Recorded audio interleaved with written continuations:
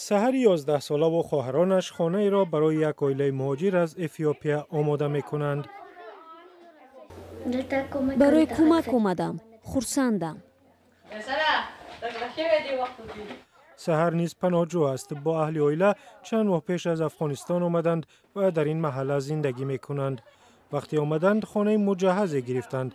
اکنون می خواهند نیکی را به دیگران برگردانند. وقتی اینجا آمدم گیج بودم. حالا احساس خوب دارم چون همین گونه وضعی مشکلی را دیدم.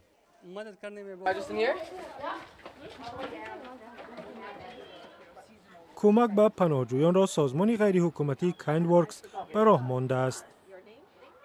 So we work with the resettlement agencies. We find out from them ما از سازمان‌های تقسیم مهاجران درباره عائله‌هایی که می‌آیند اطلاع می‌گیریم. بعد به اعضای خود می‌گوییم که ما برای یک خانه این اشیا را لازم داریم. a sign-up sheet listing over 150 items that we need. کایندورکس تا کنون 17 خانه را برای پناهندگان از افغانستان و سوریه و کشورهای افریقایی آماده کرده است.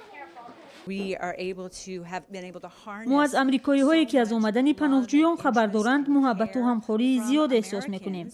آنها میخواهند پناهجویان احساس بیگانگی نکنند و این معنی عمیق دارد.